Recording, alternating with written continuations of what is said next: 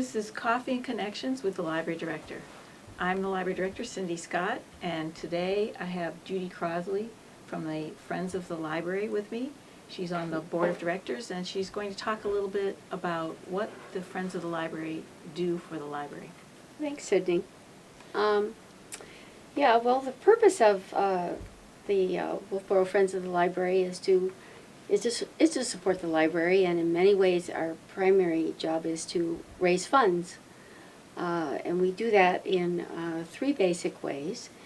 We have the Book and Author Luncheon, which is our major fundraiser, and along with that we have raffle baskets, which raise a lot of funds for us. But we also have membership, and you can become a member of the library for $10, and we encourage everyone to do that. You can always pick up a membership form at the library desk. And those are our three major ways of raising funds. And then the more important thing probably is what we do with those funds. And Cindy can talk to this as well. But I think the primary thing that we have done over the years with those funds is to improve the technology in the library. And those can be grants of $20,000 to $500 to improve the technology in the library. We've improved the Wi-Fi connections in the library. We've just purchased a new computer today. For me, right? Yes. For you today, yes. right? So I'm finally getting upgraded, and hopefully we'll have much fewer problems with my computer. Right. So we've also improved the connections for the patrons of the library. I don't even know all the details for it. I know we've done some things for genealogy specifically. And the crayon kiosk in the children's area, which has been very popular, that yes. has 3 iPads with children's apps on it. The Friends of the Library paid for that, and they support it during the year for the annual costs.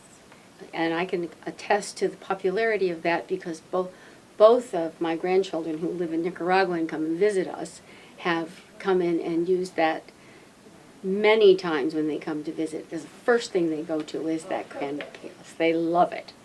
So that's been really popular. I think one of the other big things that we do is we support the summer reading program. And those can be quite costly, and I think those programs are particularly popular. I think it was last year or this past summer or the summer before where they did some bedtime story reading programs that were very popular. Where we invited important people in the community to come read a story. Right, around 6:30 at night, yes. If I remember correctly, yeah, and that was pretty popular. And this year they did some building. It was all around building community. Right. And they were building birdhouses, and what other things were they building? Cindy? Well, they built little dog houses for puppies. We had little stuffed animals that the children then made a little dog house for the puppy. And this year we supported the little libraries at the tiny library. That we had right. out at Albee Beach. Yep. And volunteers, including members of the Friends, kept it stocked, and we found that particularly the children's books were a popular item in that tiny library. Right.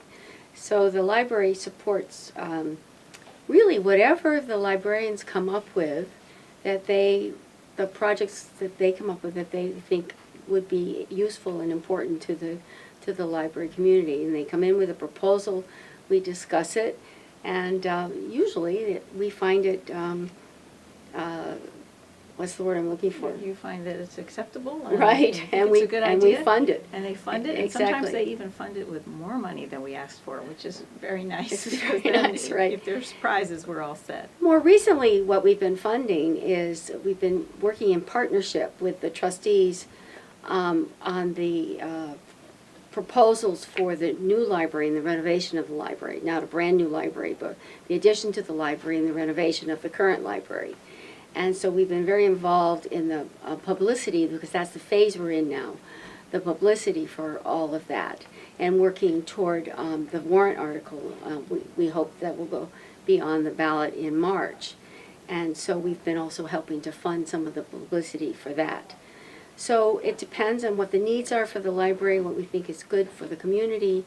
And so that's pretty much what the Friends of the Library does.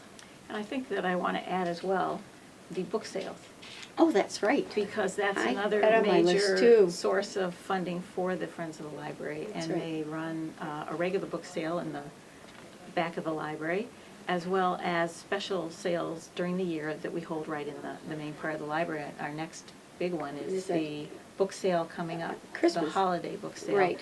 Which is usually set up right after Thanksgiving. So those are very lightly used or practically new books that many people come in and purchase for their presents to give their Yeah. relatives. We used to do one enormous book sale that took a great deal of effort, and what we have discovered is the ongoing book sales and then pop-up book sales throughout the year, and then one really special one at Christmas time really works better and actually makes more money for the library.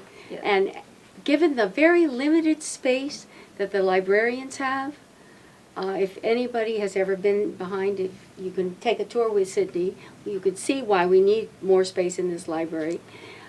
Having her not have to store books for one big library, book sale, you will understand why this works better, and it also makes more money for the library. So this works out very well, doesn't it, Sydney? Yes, it does. And the Friends of the Library are integral to the quality of programming and services that we do. They help us purchase library material, especially children's material, each year. Mhm. If we run out of money in a certain budget line, like audiobooks, we'll request whether they will fund more, and they have in the past done so.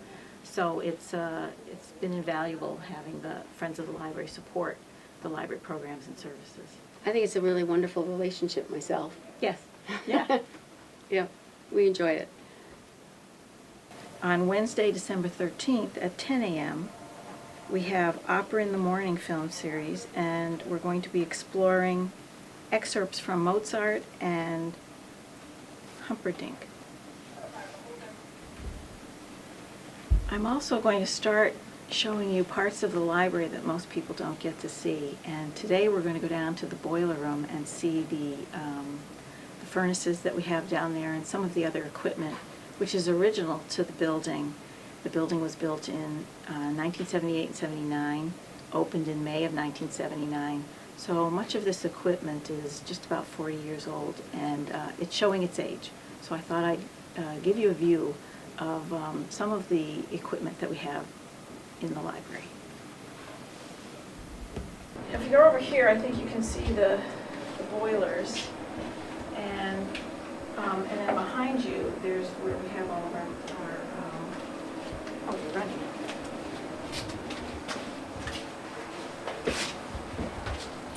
So the original boilers that were installed back in 1978. We also have added some electronics on top of the pneumatics. So the original system is a pneumatic system, and we've overlaid electronics to help the system work a little bit more efficiently, but the two systems don't always play nicely with each other.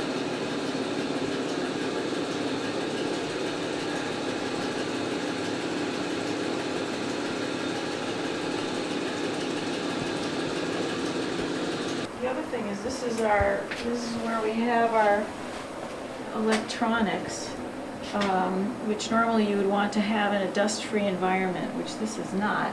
But this is where all of the equipment comes into the building, so we have to have some of this here. And I'd also like to show you the time clock. Here's an interesting visual.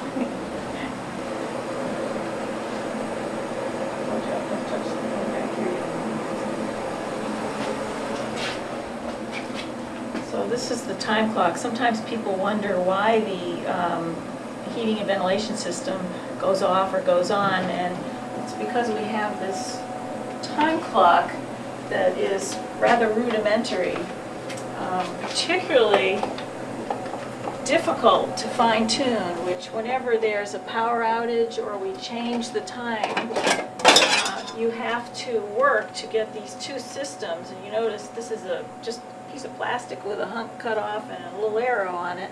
it's a little bit hard to coordinate these two systems together. So it generally takes me about 4 days to get the system back on the timing that I need it to be on, using the flashlight and changing the clock a little bit.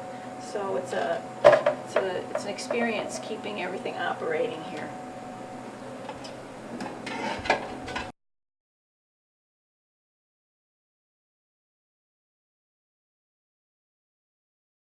This is also a wet basement, which makes it a bit of a challenge too. And you can particularly see that on the water on the wall. Fortunately, we have a pump.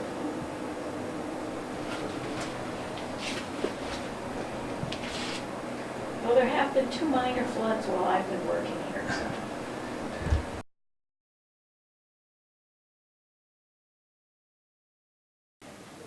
Also, I have a book of the month that I wanted to present, I Let You Go by Claire McIntosh.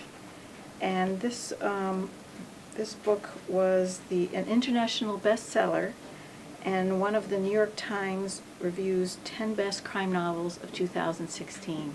This is the book discussion program, the mystery book discussion program on November 17th, which is a Friday. At 10 a.m. they'll be discussing this, but it's also a book that the library staff recommends that people who like crime novels would enjoy.